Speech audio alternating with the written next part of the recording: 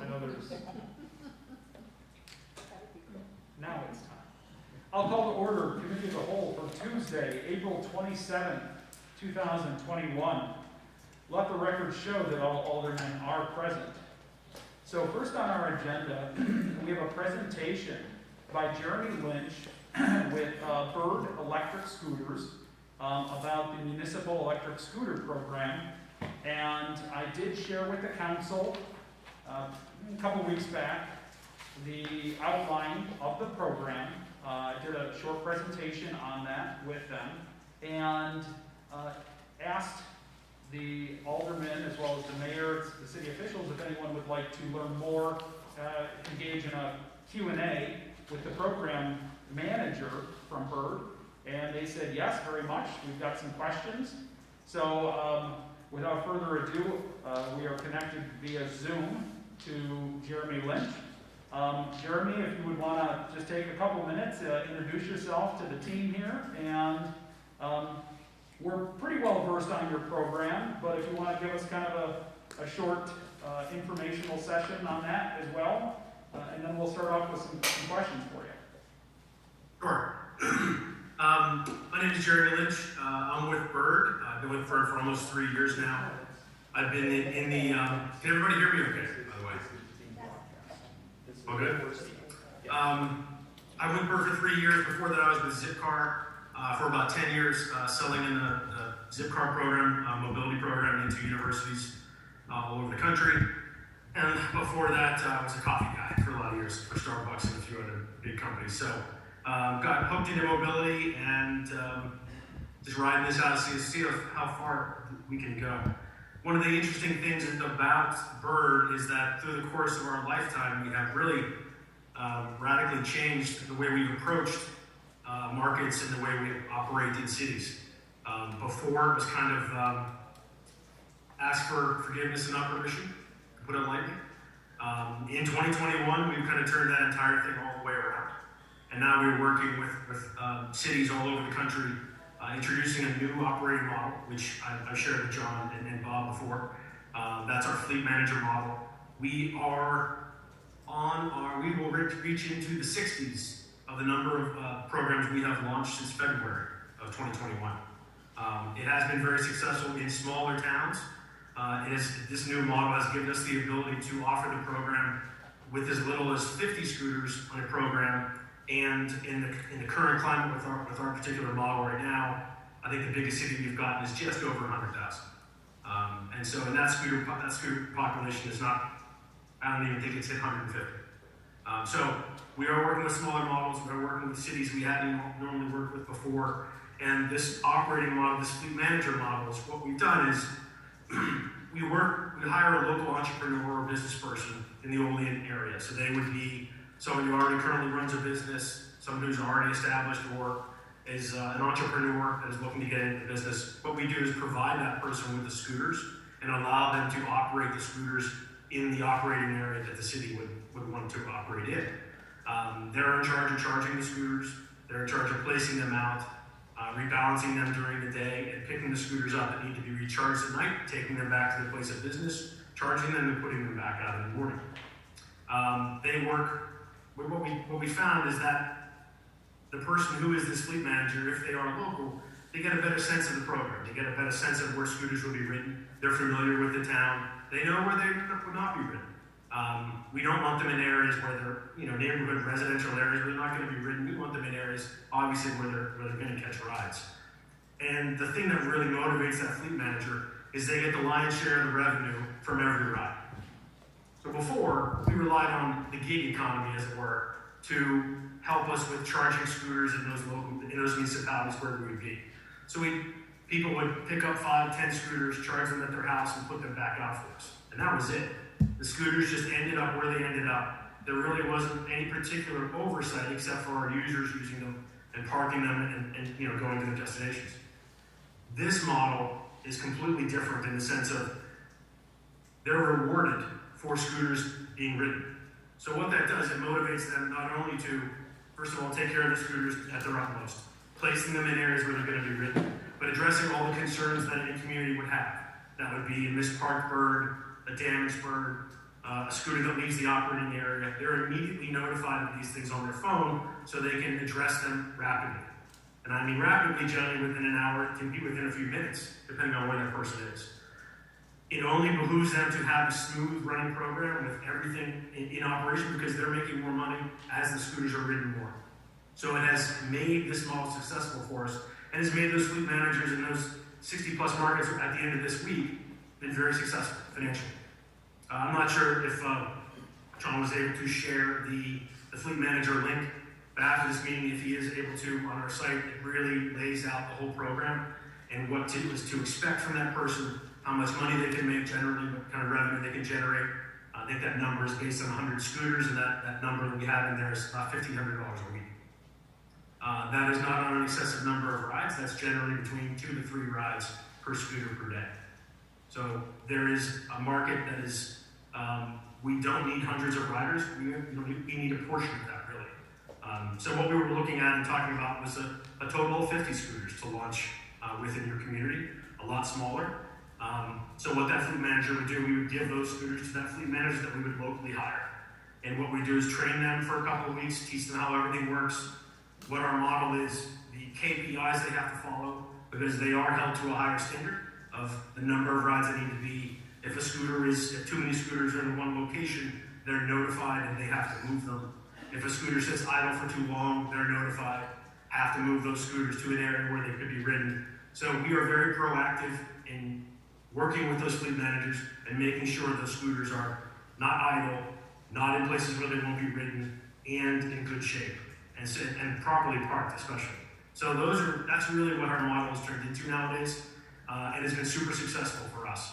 And that's kind of why we reached out. We reached out originally to Bob about it, and thinking with your community and with St. Bonaventure nearby, that it could be something useful. It's not the be-all, end-all, but it kind of adds another piece of mobility that other people can use to get around, to get from the hospital to downtown to eat lunch, or get some of the students to live off campus to frequent places downtown to eat, or just adding another transportation option to increase revenue in a lot of local businesses. That was great, great summary, Jeremy. Thank you so much. Kind of jog everybody's memory here. Although you can't see on the camera, I did ride my 9-bot today to the council. So I did ride my scooter. I'm showing support for they're fun, they're safe, and they're definitely environmentally friendly. So at this time, I would open up any questions from the mayor or the common council members for Jeremy.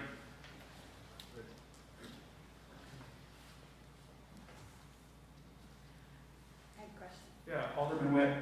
Jeremy, are these basically for street travel and not sidewalk, right? Street travel only, yes. Okay.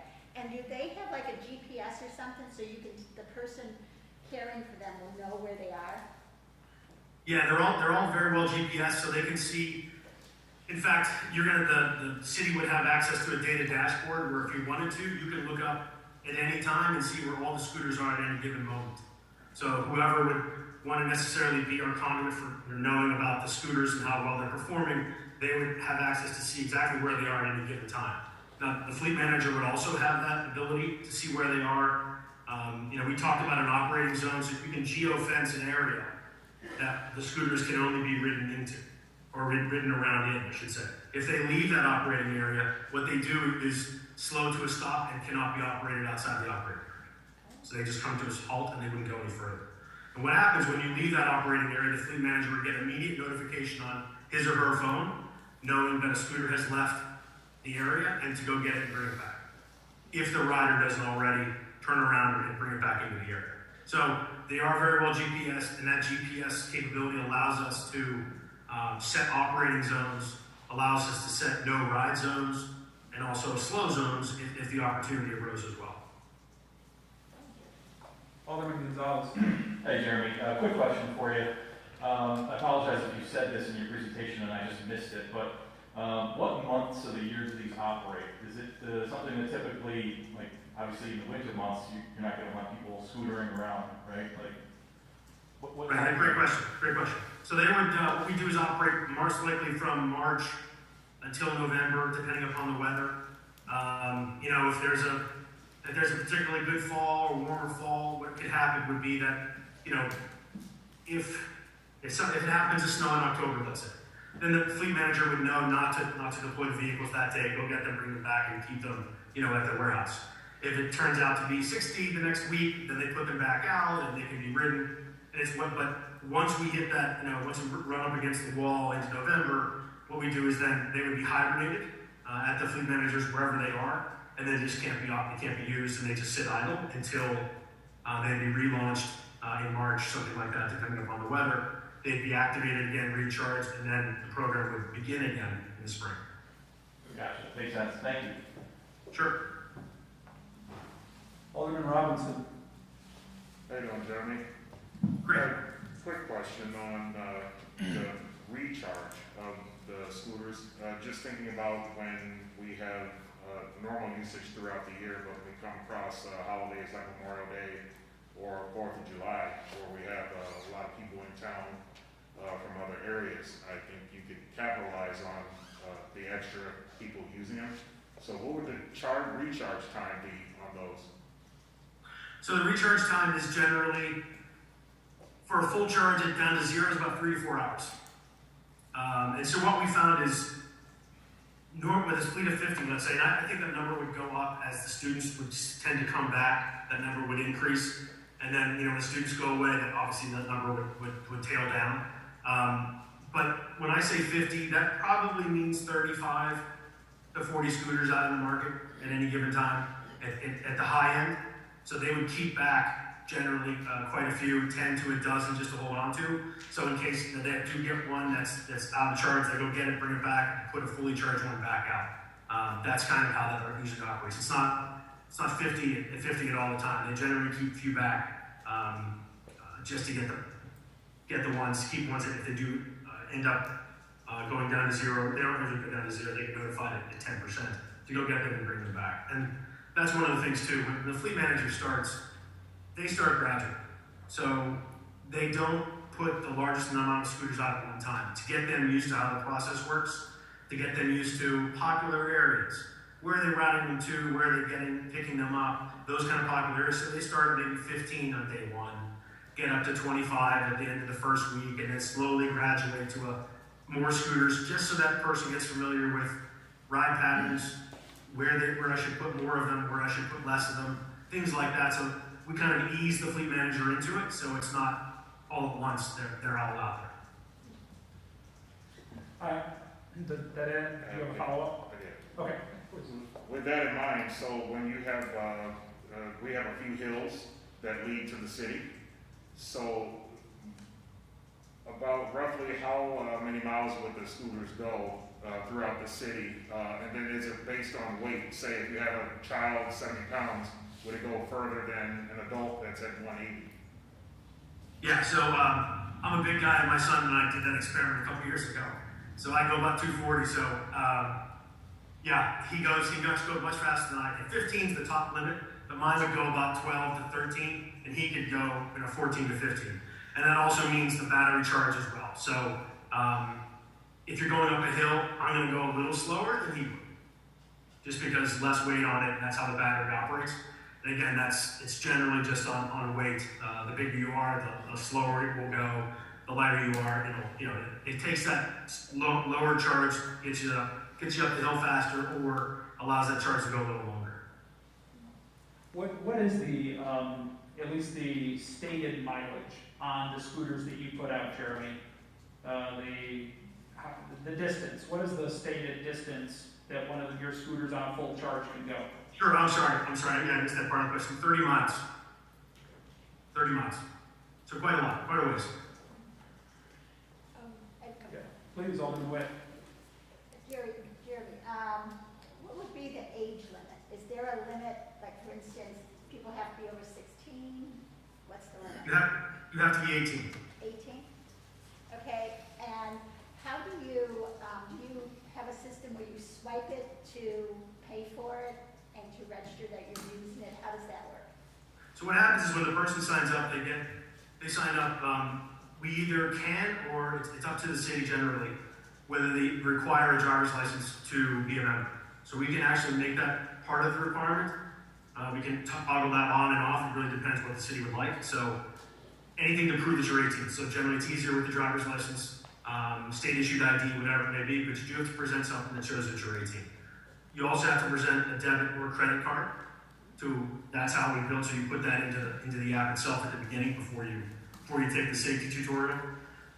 If someone is unbanked or someone is on state assistance, we take that into account in our community pricing. So that it's just another extra step. You wouldn't be able to actually get on straight away, but if you can present in Massachusetts, it's the EBT card. I'm not sure what it is in New York State, but we also allow and can get riders who are unbanked onto the scooters and offer discounts to those folks as well as ones who are on state assistance.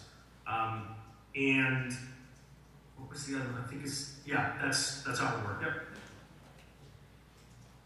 Yep. So just to kind of reiterate, Jeremy, I think you had stated this. So that when the program kicks off, you're not just dropping off 50 scooters out and spreading them amongst Olean, right? You're starting out at 10 or 15, you're seeing where the demand is, you're adding a few more, and then at any given time, it sounds like probably there would be 35 to 40 out there with 10 or 15 being held back in reserve. Is that correct? Correct. So it's not like there's going to be 500 scooters all over the city of Olean. Is that correct? Oh, never. Yeah. Never. Okay. Never. Yeah. Maybe Because control. the reason why, there would never be that amount only because, first of all, we're not going to get the ridership to suffice to get the number of scooters out there to make that worth our while. At the most, I could see with the students in session, 100, and that's only going to be because most of that a lot of that ridership could be down to the university population, and that would be the top end. Again, because we don't want scooters out that are not going to be ridden, because the fleet manager's not making money, and we wouldn't either. So we want to find that right balance of where there's just enough for people to ride, and not enough that it's becoming a nuisance where there's just too many. They're just not getting ridden. That's not what we want. And do they get picked up every night? So the majority of them get picked up depending upon the charge. Okay. So if there are some in a neighborhood where we know people are getting up in the morning and that's where a lot of rides have originated, and there's a 90% charge on 2 or 3 of the scooters that are there, they'll leave those there because what happens at night, and we do this we can adjust these times, but generally from midnight to 5 a.m., the scooters cannot be operated. So you can't ride them, you don't see them in the app, they can't be ridden, they're just a 44-pound paperweight. So they can't go anywhere. And at 5 a.m. hits, they come active again, and then they can be reserved. And we can change that time, but we generally start off at midnight. And so even if one is left out, it can't be ridden by anybody late at night. Yeah, Alderman Anastasia. John, I just have one question. Say somebody's riding a scooter and they have an accident, they run into a car or something, and I'm sure it's not going to do much damage to a car or scratch it. But who would be liable for that if the person themselves does not have a vehicle? They're 18, they don't have a vehicle, they don't have insurance. Who would be responsible for any damage that might be caused by a scooter? Okay, I kind of heard most of that question. I think it was about insurance and a scooter running into a parked vehicle or something like that, and if they're don't have insurance, is that? That's correct. Yeah, so Bird has the insurance. So Bird would be the one that would take care of those issues. So the rider is responsible for, and you can see it on our website, there is a member agreement that they sign, that they're responsible for what happens on the vehicle, but it is our insurance that covers that. Okay. And there is, in an MOU, there is indemnification language and insurance language for the city as well. And we would name you on the COI as well, as additional insurance. Okay, thank you. Great question, Dave. Thank you. Anybody else? Did I answer all of it? I hope I did. Did you get all that, Dave? Yes. Yeah. Yes. Thank you. Jeremy, I've got a question. Being that we're a small city, I get the feeling there will only be maybe a couple of fleet managers in this area. How many would you put? Or One. can you give me an idea? And so like, let's say you have any issues with personnel or that, and these scooters are kind of getting neglected for a couple days, left somewhere that they wouldn't want to be, how fast can you remedy that situation? Yeah, so we would have, generally what we do is at least try to get 2 or 3. Have one that is the initial fleet manager, so there'd be one fleet manager that can operate 50, no problem. What we do though is interview at least 2 to 3 more people and can keep them in line in case something does happen. Because we've had people, you know, if they don't live up to the standards and to the responsibilities that we impart upon them, then they're removed. Because, you know, they're the people that are on the ground for us, and we just can't tolerate, you know, if they're not moving scooters when they're supposed to, if they're not rebalancing when they're supposed to, if they're damaged scooters that are left out. And what happens if a scooter is damaged, if someone reports it damaged, it ceases to exist on the site, so nobody can ride it. But that scooter should be picked up that day, taken back and repaired. Things like that. If that stuff starts to flake out, then we simply just remove that person and get the next person in there to do it. I have one last question, Jeremy. So you said 60 programs in smaller cities like ours have rolled out. Out of those that you've rolled out so far, have any of them canceled their programs? No. Not one. Okay. And there have been cities of, I think it's Brookhaven, Hartsville, South Carolina. We're talking 7,000 to 8,000 people. I think Enid, Oklahoma is in that neighborhood of 5,000 people. So pretty small. So you're targeting, And the programs are doing okay. you're targeting cities just like us. Exactly. Yeah. And I can rattle off. There's probably 20 cities right now in New York State that I'm talking to just like this. And just remind me, but in New York State, did you say, I mean, maybe this has changed since we spoke last. Are there any cities west of really New York City area within New York State that have this program? At this moment, not yet. So hopefully in a couple weeks, but not yet. You'll be the first. Well, I think that would be cool, but. So Yonkers right now, and there's one on Long Island that's pretty close. That they just had some articles written in the paper about it. But you guys will be the first. Any other questions? Okay, Jeremy, thank you so much. We really appreciate your time. Thanks for the presentation and the question and answer. And we'll be talking later on. Great. Thanks, everybody. Appreciate the time. Thank you. Thank you. Take care. Okay. On to finance and bills. So we've all received them. Mayor, is there anything that you want to, any question, any issues or anything you want to address on finance and bills? No, not on finance. Okay. All right. So could I get a motion to approve? Well, first of all, any questions from any of the aldermen? Okay. Could I get a motion to approve our finance and bills? Made by motions by Alderman Witt. Could I get a second, please? Seconded by Alderman Barner. Yeah. All in favor? Aye. Aye. Opposed? Okay. Motion is carried and referred to the regular meeting for resolution. We've got PL 19-21 by Mayor Alio to authorize the mayor to execute an agreement between the city of Olean and the county of Cattaraugus for mosquito spraying services. Mr. Mayor? Yes, a couple of meetings ago, I asked for permission to send in the mosquito spraying deal with the county. The council gave me permission. This is a follow-up. This is the actual contract, so I just need permission from the council to sign that contract. And funding for this, as we've done for the past several years now, is if they do spray, I will be asking to have the money come from the contingency account. Okay. Any issues or questions from the council? Seeing none, okay, we get a sponsor. No sponsor.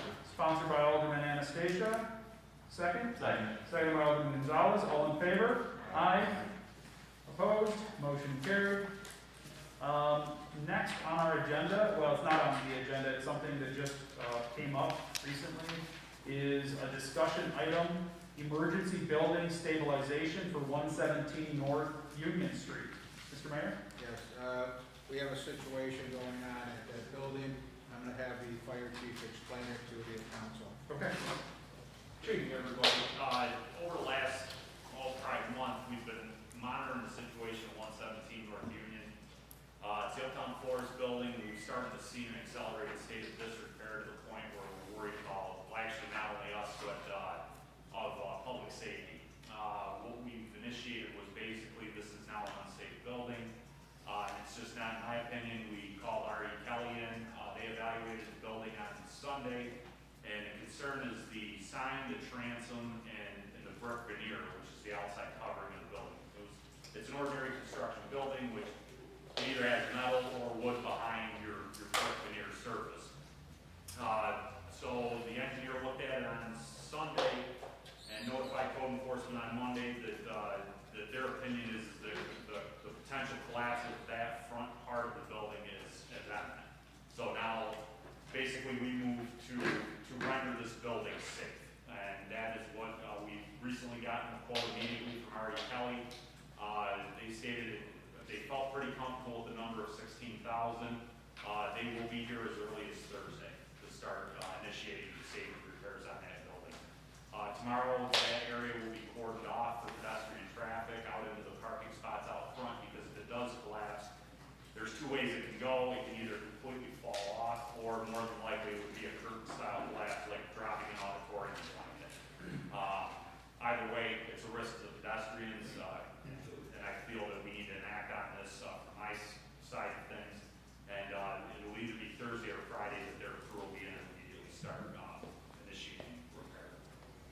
Okay, Chief, so I think one question right off the bat would be, the $16,000,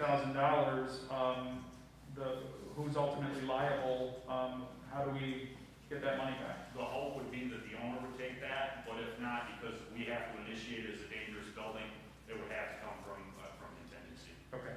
And then a lien. And a lien, Okay. okay. So a lien would go against the property. Go against the property. Okay. Okay. Alderman Witt? Chief, this is just to take those dangerous pieces off, it's not to repair. Yeah, basically, we still have a lot of homework to do tomorrow, because the engineer wants us to gain access to the second floor of the building to determine what type of structural stability is on the inside that they'll be able to anchor the veneer to. Basically, what they're doing is they're rendering it safe, so they'll anchor bolt to whatever they can to keep that veneer from sloshing off. So it's if you actually look at, just to give you an example, if you look at 2018's Cat County photo of it, the sign is completely straight and level. If you look at it now, it's tilted on the left-hand side. You can see the crumbling on the left lower corner of the second floor window, and you can see the crack expanding on the front of the facade. Okay, thanks. Anybody else? Yeah. Oh, yeah, Alderman Dennis. Dennis. What is the property owner's status in this? Are they So aware, are they working with you, or? Yeah, they're working with us. Initially, an order of remedy was issued by the Code Enforcement Division on the 14th of this month. We gave them 3 days to enact immediate moving towards repair, and that has since subsided. Once that occurs, Code Enforcement reports to me that it hasn't been completely, or they haven't complied. They're working with us, but the fact of the matter is, being a dangerous building, compliance is if they're not compliant, I deem it a dangerous building. It's like a house fire. If we have to do an emergency demo, but this is not as drastic. You're just making the building safe for the public. Okay. The other part of this is that account for repairs and stuff is pretty much depleted. We may be coming to the council for the funds. Okay. And President, per the section of the contract, I will issue a written report to the mayor's office on. Basically, I have to give you a timeline all the way through per section, section 5, section 6, article 5 of the code ordinance. And then we'll give you a detailed timeline to the council of how this whole thing progresses, because it's not something we do all the time. It's just once we're officially made aware through the structural engineer's report, it's in action immediately. Very good. Any other comments or questions? Seeing nothing, thank you for the update. And we will wait to hear, Bill, from your office as far as the dollar value and if we need to transfer money. Okay. Another item, our city assessor, Greg Piota, is here. The mayor has asked to come to attendance here tonight in case there were any questions, or maybe to speak a little bit of clarification as regarding the tax rate communication that Greg sent out a week ago or so. So I guess I'll start off with, are there any comments or questions right off the bat, or should we just ask maybe Greg to speak on this a little bit? Greg, would you mind just speaking on it a little bit for us? Sure. It was, the county changed the way they remove exemptions basically when house transfers. When a property owner is no longer eligible for an exemption, we used to wait for the next year to roll. Well, now they just remove it right at the time of transfer. What this does is, normally when the assessment was finalized, those numbers carry over till our city tax. No changes whatsoever unless court order. This time, all those exemptions get removed, and you have to keep running tally throughout the year. I didn't realize this until I started running the numbers, and our numbers weren't balancing. So, but the tax rate, it's always a net. The tax rate will always go down because of this. It will never go up. But you guys should know that the tax rate went down from what you voted on. Okay. So my first question is this going, is this just a one-off situation, or is this something we're going to be facing every year? No, it's just a one-off situation. Moving forward, I'm starting to track whenever the county starts to remove those. I didn't think it would be over $1 million worth of taxable value that would come back on the rolls, which is a considerable amount. Yeah, that's a real considerable amount. Yeah, so the tax rate actually went down 4 cents per $1,000 this year on what we voted on. So it's by $15.12 now. So would that, I guess, Fred, just at the right time, does that mean that we need to take an official action to adjust? I can answer it. Oh, I'm sorry. I'm going to have conversations with the city attorney who will give us whether we have to amend the budget or not. Okay. I think, yeah, I was emailing with Jack earlier today, and I think we've come to the consensus, we'll talk later, but that we're going to just amend the budget to include the new tax rate, just so in the future, there's no two different tax rates that you're going to get confused on when someone's looking at the historical rates.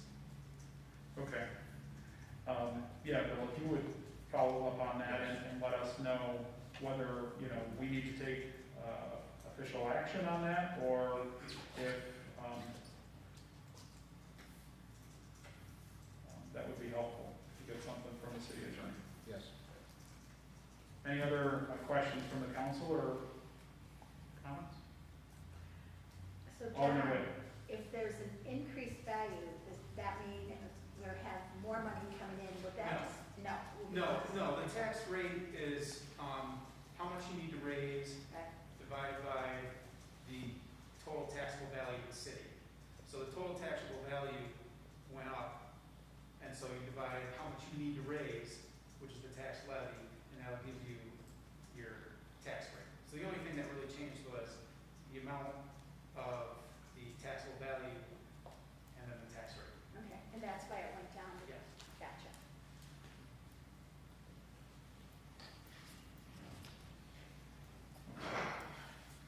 Any other questions?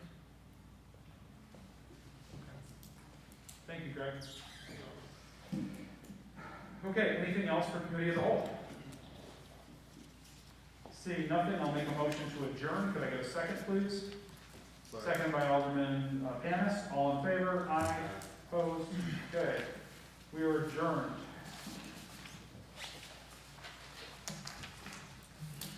All right.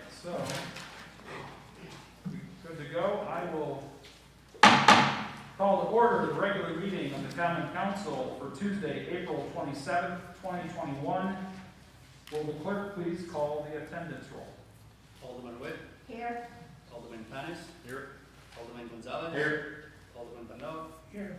Alderman Robinson, Here. Alderman Anastasia, Here. and Alderman Crawford. Here, please rise for the invocation.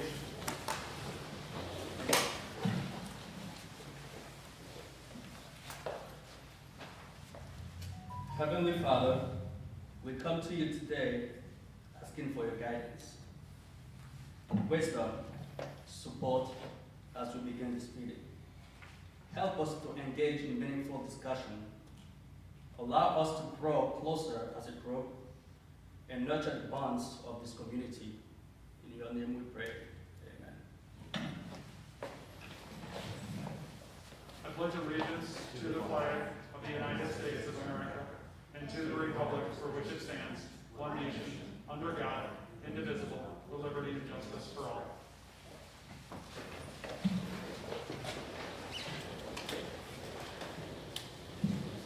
Reading, correcting, and approval of the minutes of the previous regular meeting. The regular meeting of the Olean Common Council was held on April 13, 2021 at 6:55 p.m. Present, Alderman Crawford, Alderman Witt, Alderman Panis, Alderman Gonzalez, Alderman Bernard, Alderman Robinson, and Alderman Anastasia. I'll make a motion to approve the minutes of the previous regular meeting. Could I get a second, please? So second. Second by Alderman Gonzalez. All in favor? Aye. Opposed? Motion carries. Committee reports and unfinished council business. Report from strategic planning on PL 18-21 to authorize the transfer of $50,000 from general fund contingency to newly created capital fund number 203, Frenchard Park entrance. Committee recommends approval. Refer to city attorney for resolution. Okay, communications from the mayor.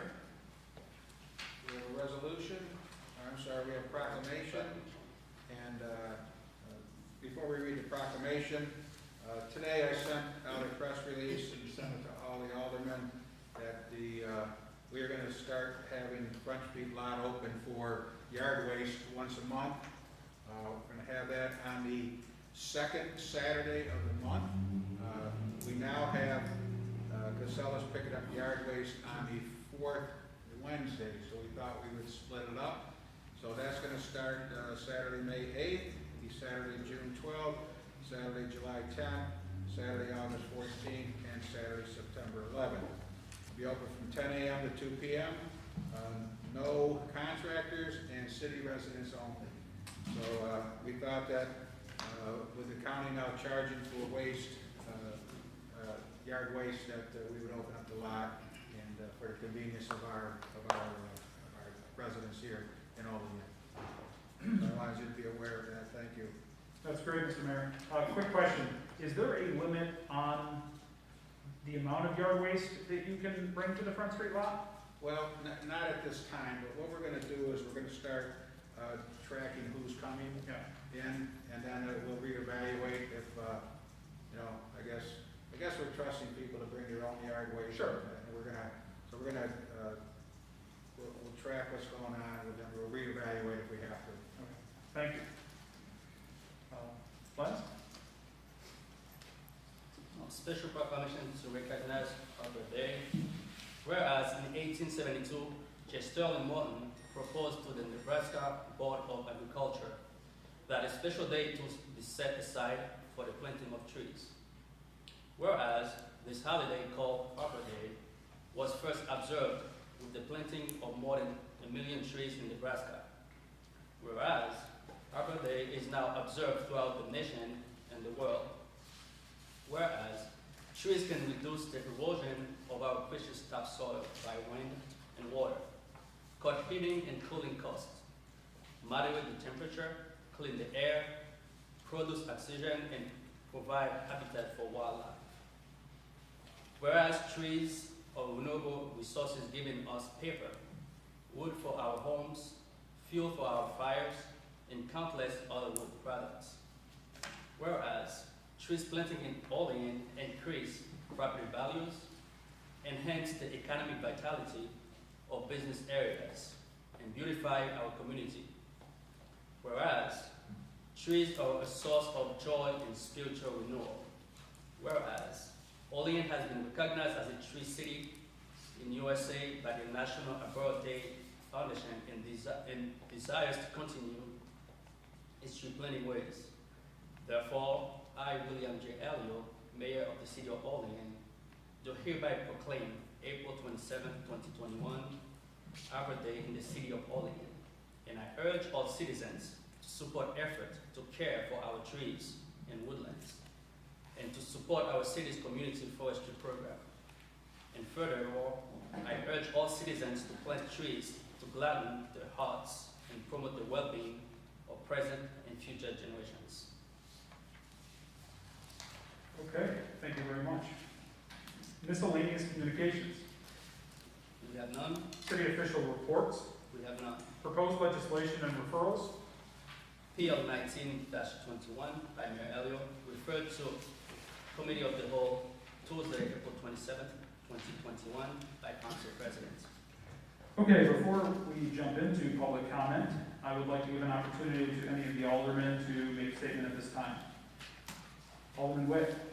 Thank you, John. I just wanted to give a shout out to our beautification committee. I had a great time with them this past weekend, but they weed every weekend uptown, and it's really starting to be noticeable, the difference. So I just wanted to thank them for all the work they're doing, and you're going to see more planting barrels going up around town, and I think, if we can do our part, that would certainly help. Also, we have some hanging baskets coming, so I just wanted to thank them for doing a great job. Great, thank you, Alderman Witt. Anyone else? I'd just like to second Alderman Witt's comments. I think last year uptown was looking a little rough, and it's something I take notice of. We need to show what our city is beautiful, so I appreciate what those folks do. Thank you, Alderman Kennis. Anyone else? John, if I may? Yes, Mr. Mayor. Longtime litter control coordinator, Lila Hervey, has said thank you very much, but she is not continuing on with coordinating that. So I just want to thank her for her, I believe it's 11 years. I think it was Linda and her administration, Casey Jones and Lila Hervey that put this committee together, and had a lot of volunteers around the city that are working. So my secretary, Michiko McElfresh, is going to take over coordinating it, but Lila has done a wonderful job in the time. I think she's been picking up litter around Olean, I believe, for 24 years. So we want to thank her and wish her good luck. She's an incredible person. Yes, she is. Great person. Anyone else? Okay, so at this time, I will ask the clerk to read the public comment statement. The public comment portion of the council regular meeting is established to provide members of the community with the opportunity to publicly state their views, voice their concerns, or to provide input pertaining to any issue affecting city government. Additionally, the mayor, common council members, and city department heads encourage any person with questions to contact them at their offices. Okay, at this time, I will open public comment. I would ask that if you would like to speak, please approach the podium, state your name and address for the record, and you will have 5 minutes.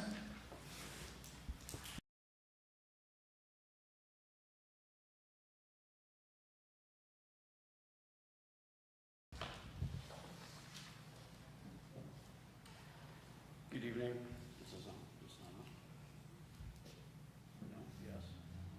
The bottom. Oh, it's on the side. Can everyone hear me okay? Yes, we can. All right, thank you for your time. Gary Harvey, 408 East State Street, floor 2, here in Olean. So I want to start by saying thank you for streaming live. That was something that was brought up by myself and the Equity and Inclusion Committee. However, we've only gone halfway. And we still haven't allowed for individuals that are not present to be able to make public comment. And the funny thing is, to me, is to say that it's not possible when we just experienced a Zoom meeting in the middle of the council meeting completely throws that excuse out the window. Because it clearly is possible. It is something that we are able to do. And by not doing it, clearly transparency isn't what we want. Because there are individuals that, due to physical disabilities, can't physically attend. And now we've taken away their ability to participate and to truly have a voice. We want them to play in our parks, but we don't want them to have a voice when it comes to our politics. And that's a little frustrating. And you also have individuals that, from an economic standpoint, aren't able to attend physically. We clearly have the ability to give the people a voice if we truly want transparency and we want to have a voice. And the Police Reform Committee last week, the mayor made a statement. He said, "My job is to protect the interest of the city." Well, isn't the interest of the city the voice of the people? But if you're limiting the voice of the people, you can't tell me that you're truly protecting the interest of the city, because you're controlling who truly has a voice. And I want to say thank you to our fire chief, because he didn't just present something to the council and say, "Hey, we have to do this because I said so." He presented it and said, "Not only will I present the information, but I'll give you a detailed timeline based on line upon line, precept upon precept. And I'll show you why it is we have to do it this way." We unfortunately, as a city, all too often, and if you watch last week's Police Reform Committee, we too often say, "Hey, we're going to do this because we said so." And unfortunately, for whatever reason, leadership, and not all, by any stretch of the imagination, not all, but several in leadership seem to have the mentality that because for so many years we've said, "Because I said so," that everybody else is just okay with that answer. At the end of the day, we're not. Because if you can't validate it based on what you say you're supposed to operate under, what governs you in your position, then we have a problem. Because you're not truly serving the people. And we have to come to that conclusion, and we have to acknowledge that. If we're truly going to be about the people, then start being about the people instead of personal agendas and who we like and who we don't like. Because at the end of the day, even if I don't agree with you, if I'm in a position of leadership and I'm representing you, if you're a constituent of mine, I have a responsibility to you. Not just if you are in my political party or if you look like and sound like and agree with me. At the end of the day, I'm sure that there's several things that my alderman doesn't agree with me on, but he still has a responsibility on some fashion to represent me, at least to hear me, and give me the opportunity to speak. And that opportunity hasn't been denied. But we as a city are denying it to the people as a whole. And that's something that I have a problem with. It shouldn't be that way. And we shouldn't take things under advisement when they're clear in black and white with how we're supposed to govern and how we're supposed to operate. We talk about transparency, and we talk about protecting the city, and we talk about doing what's right. But at the end of the day, we can't even justify our own actions, because even months after an incident with our own police department, we still can't speak to it intelligently. We just keep going, "Oh, well, we can't. We can't. And now people that want to believe our police department did the right thing are starting to question if we did the right thing. At the end of the day, it comes down to a level of transparency and giving people a voice. And we've taken that voice away, and we're transparent when we want to be transparent and how we want to be transparent. That's not transparency. And it's a problem. That's all I have. Thank you. Thank you, Mr. Harvey.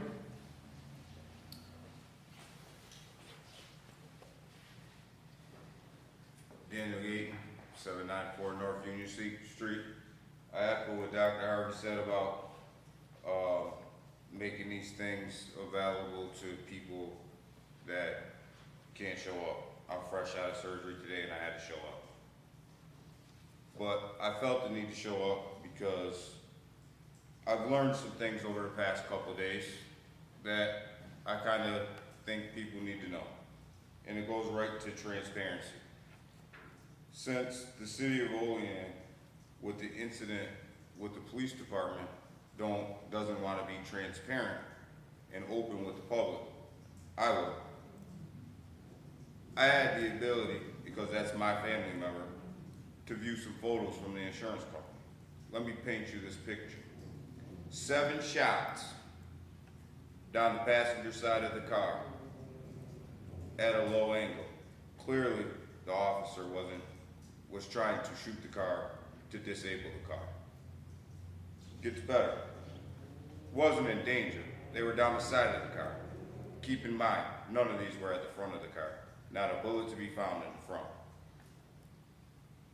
2 shots, driver's side, 3 inches from the window. Only 3 things could have happened that night. 1, there wasn't 1 shooter, there was 2. Or 2, somebody fired at that car on 2 separate occasions. Or 3, Jason was the Matrix. The funny part about that is the family doesn't have the answers to them questions. I took the advice of the council, me and my family. We emailed the mayor on Wednesday after the last common council meeting. 2 weeks ago, his email back to me, I'll get back to you ASAP. I'm here today, ASAP still hasn't came. I don't know what your guys' definition of ASAP is, but if I ran a business and that was my definition of ASAP, I'd have been fired. Are you guys paying attention to what's going on in North Carolina? Because it's about to happen in Olean. They didn't want to show the videotape. They finally showed edited video clips.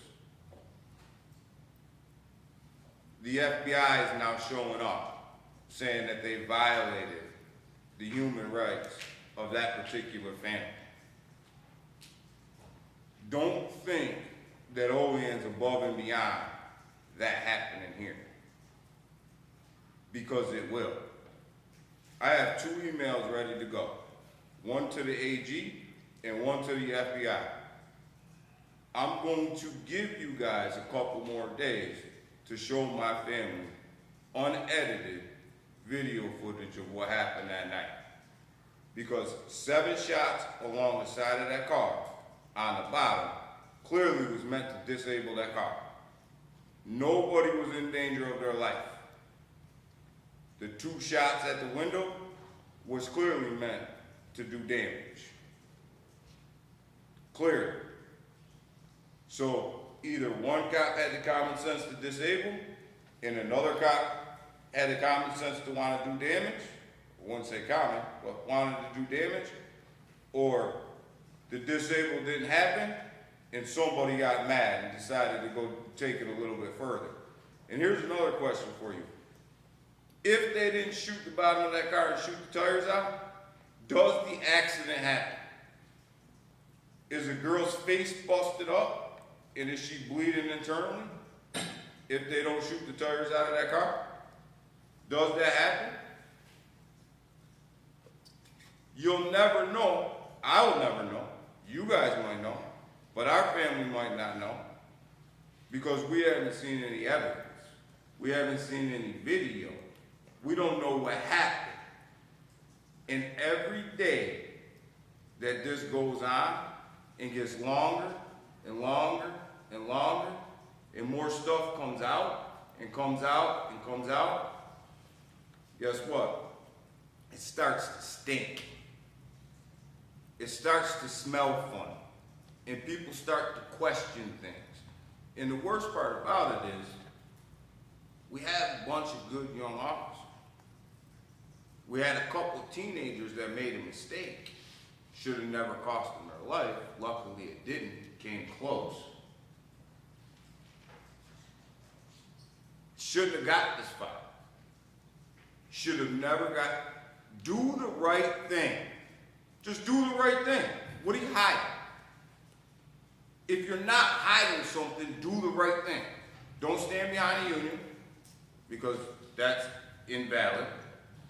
Don't stand behind the investigation, because that's invalid. Don't stand behind, she tried to hit me with the car, because we know all the shots were on the side now, so that's invalid. Don't stand behind, she put everybody in danger, when you put a roadblock on the tightest street in Olean, and even if she would have hit you with the car, or hit the car with the car, any logical person that I sat down there said that that car would have ended up on somebody's porch or in somebody's living room. So I think maybe we put that community in more danger than she did. So where are we headed with this?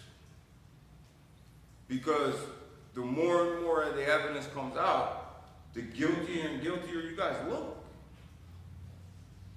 When are we gonna come clean? When are we gonna stop hiding? When? Listen, if they did something wrong, then they did something wrong. If the girls tried to, if the officers' lives were in danger to the point where they had to fire their weapons, show me. Show me. And you'll never hear it from me again. Just show me.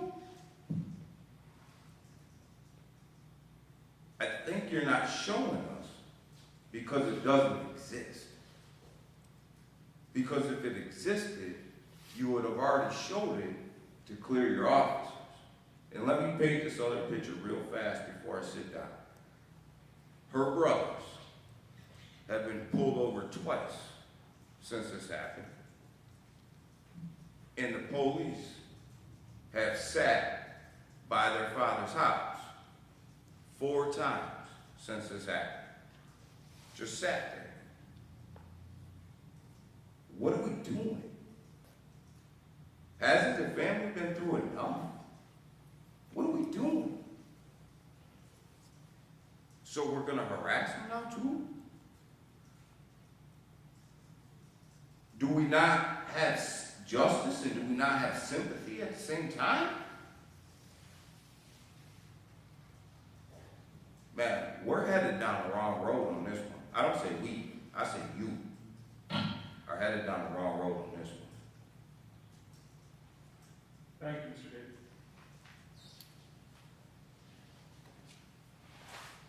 Anyone else? Tom Malone, 203 North 11th Street, here in Olean. I just want to echo pretty much everything that everybody has said.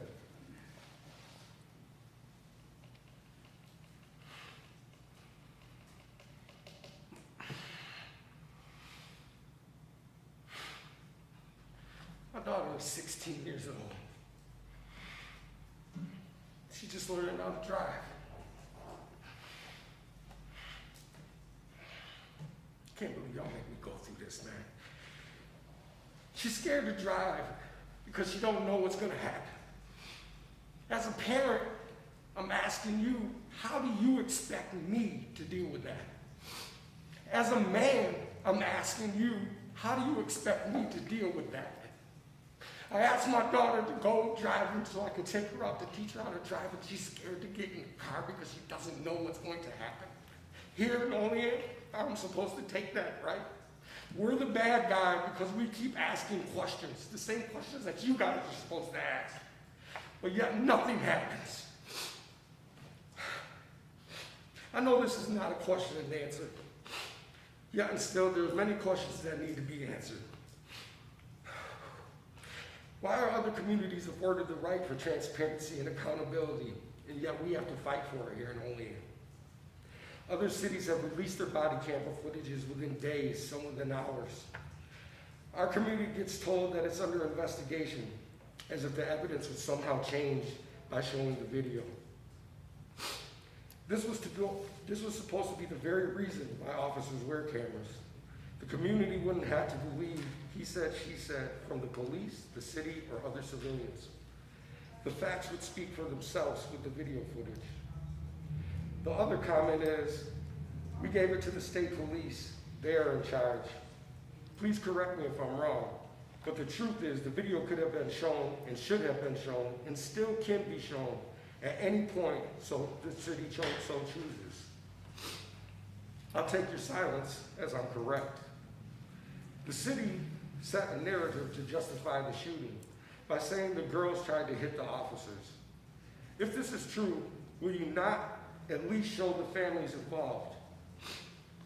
Now that the narrative is out there, don't you believe that it's the right thing to do? Back it up with the footage. Even the people that want to believe everything was justifiable are having trouble understanding why the city doesn't show the tape if what was said was true. If things are not true that are being said about the city, and you can prove it, then why wouldn't you show the video? Show the information to the community. This could have all been put to rest a long time ago. Some will say the statement was made to show a step in transparency. Others will say transparency means you can see through it. Nothing is hidden. Show the tape. We hope this is not done to convict the girls in the public, preventing them from their day. I do believe that's called due process. The mayor and our chief of police, who I do have respect for, both have been very quiet on this issue. As leaders of our city, one would think public safety would be with the utmost importance, yet the community has heard only one alderman speak about this in any way, besides the statement that was made the first day. We already know you will say there's nothing you can do as alderpersons. We say that this is a public safety issue, and there is nothing you can do for a public safety issue, then what exactly can you do for us? Leaders lead. The Gaten family has done everything a parent has afforded to them to get answers, yet nothing. The process has failed them in every way. First, the child gets shot at with no explanation. Then they are trying to do the right thing and follow the process. The same process that was just talked about in the police reform committee that was said to work, failed them. Just like the people on the committee, on the police reform committee tried to explain with no avail. Everyone knows the system is broken. Now everyone can see the lack of will in our leadership to fix it. You say you represent us, but we don't see or hear you asking the questions we are asking. Why not? How is this representation? Or do you only represent some of your community? This is one of the reasons why people want a CRB, a civilian review board. We need to know that there is transparency and accountability. There is a public safety issue. The CRB will address just that, public safety. It gives transparency and accountability to the community. It will give the community a process that works if set up correctly. This is a real no-brainer. Why wouldn't we want the best police practices in our city? Look up in any city, major or not, and you will find their police performing best police practices, which include a CRB. They understand the importance of public safety. A civilian review board will save the city money from lawsuits and give the community transparency and accountability. We ask you to sit down with the Gaten family and listen to their concerns. Help them get the answers that they seek, that we seek as a community. This very well could have been any one of our kids. I'm pretty sure that if it was your kids, you would want answers. We are asking you to pass a CRB as soon as possible. That means no more stalling. Sit in the meetings discussing the details if you have to. We need something with teeth, as they say, and we needed it a long time ago. If public safety is not a priority, then what is? Olean should have the best police practices, just like every other community. I thank you for your time. Thank you, Mr. Malone. Anyone else? Anyone else?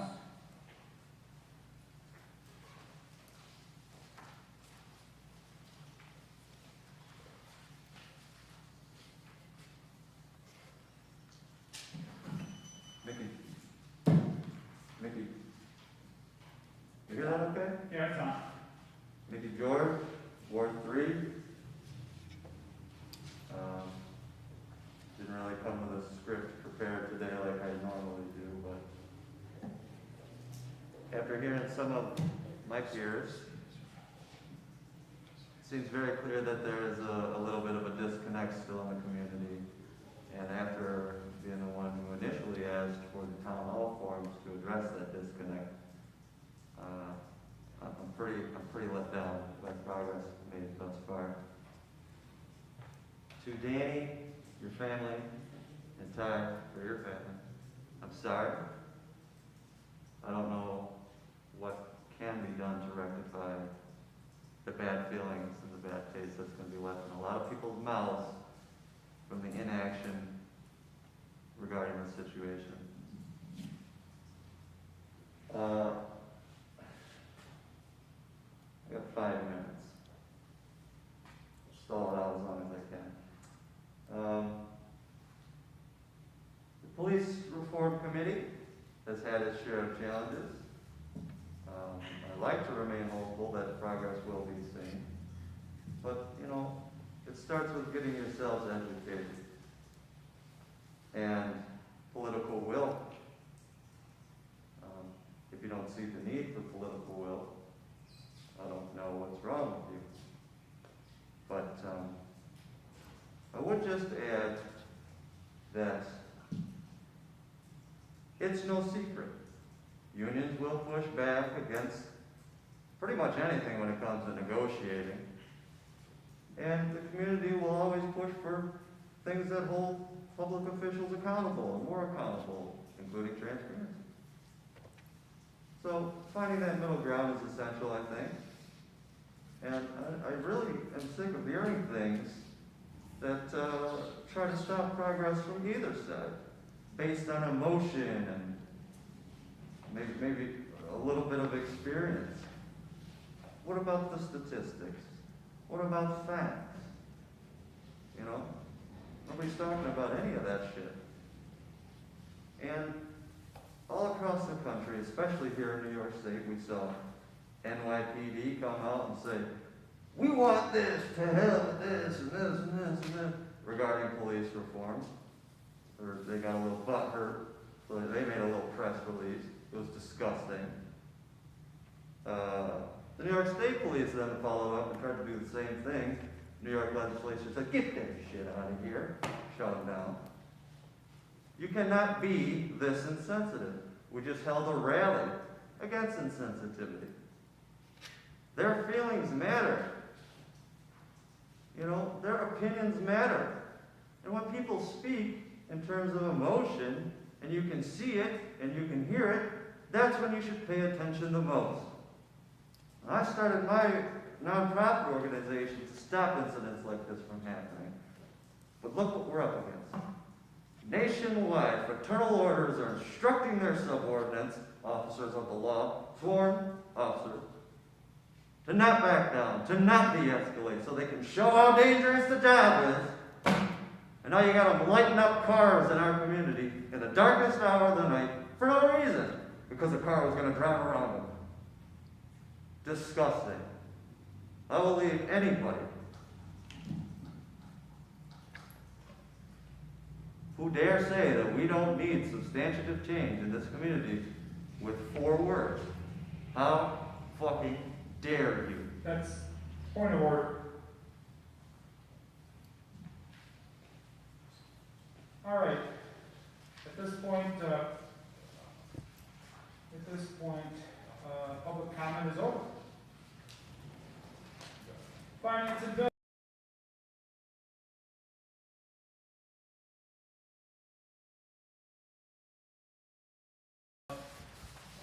The auditor has processed bills and claims against the city of Olean as well as submitted to each alderman and recommends payment thereof.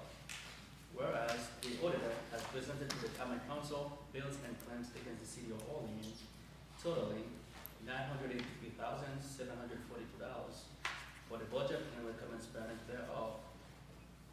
Now, therefore, be it resolved that the same be and are hereby audited and allowed, and the auditor is hereby authorized and directed to draw warrants for the payments thereof at the amount set opposite each respective claim. Okay, we discussed finance and bills before in committee of the whole. We've had them plenty of time. Are there any last minute comments Seeing none, will the clerk please call the roll? Alderman Witt, Yes. Alderman Panis, Yes. Alderman Gonzalez. Yes. Alderman Bernard, Yes. Alderman Robinson, Yes. Alderman Anastasia, Yes. and Alderman Crawford. Yes. Motion carries 7-0. So before going into resolutions, I would like to make a comment. I value public comment. I value the heart and the passion of our community. I believe it is part of our job to listen to the community. But I also believe in holding this forum as in a mutually respectful way. Okay? And as always, I would like to invite any and all people who want to contact us. Our emails, our phone numbers are out on the website. They're available for anyone to contact us. But going forward, I would ask to please keep it respectful in the language that you use. Okay, that's uncalled for, and I'm not going to allow that in this chamber. Okay, you can describe your feelings or your anger or your emotions without having to speak like that. So I just wanted to communicate that. That's unacceptable. All right, resolutions.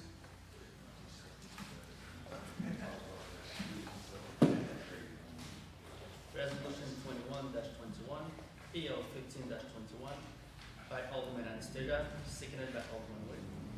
To amend the City of Olean Code of Ordinances, Section 24-135, to prohibit parking on the east side of Maple Street for a distance of 90 feet from the curb line of Root Street.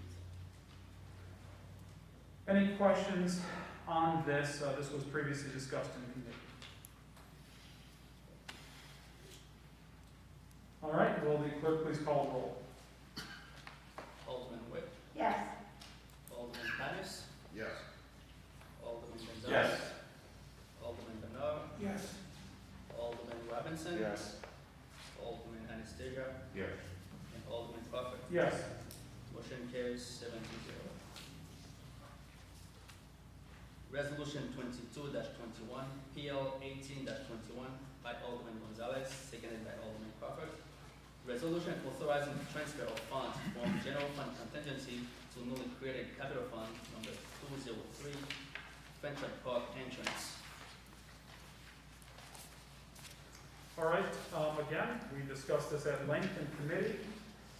Any last minute comments or questions? Alderman Gonzalez. Yeah, thanks, John. I just wanted to let everybody know that I've already fielded a few phone calls from people, especially in that area, and overwhelmingly positive feedback, with the caveat that the idea that that space would be more of a green/walking entrance and less paved parking lot, whatever. So, good call out on that, and I think it's an exciting project that I think we could do really nice by. So, yep, I appreciate everybody's support of that. Great. Good to hear, Paul. Thank you for bringing that forward. Any other comments or questions? Okay, will the clerk please call the roll? Alderman Witt, Yes. Alderman Panis, Yes. Alderman Gonzalez. Yes. Alderman Bernard, Yes. Alderman Robinson, Yes. Alderman Anastasia, Yes. and Alderman Crawford. Yes. Motion carries 7-0. Resolution 23-21, PL 19-21, by Alderman Anastasia, seconded by Alderman Gonzalez, to authorize the mayor to enter into a contract between the county of Cattaraugus and the city of Olean for mosquito spraying services for the term May 1st, 2021 through December 31st, 2021. Okay. Talked about this in committee of the whole. Any last minute comments or questions? Seeing none, will the clerk please call the roll? Alderman Witt, Yes. Alderman Panis, Yes. Alderman Gonzalez. Yes. Alderman Bernard, Robinson, Yes. Alderman Anastasia, Yes. and Alderman Gonzalez. Oh, sorry. Alderman Butler. Yes. Apology. No problem, Al. Okay. Motion carries 7-0. Okay. All right. So anything else before we adjourn? Alderman Witt? Yes, I would like to suggest we go into executive session to talk about a personnel issue. Okay. I will make a motion to enter into executive session to discuss personnel matter. Could I get a second, please? A second. Seconded by Alderman Robinson. All in favor? Aye. Okay. Opposed?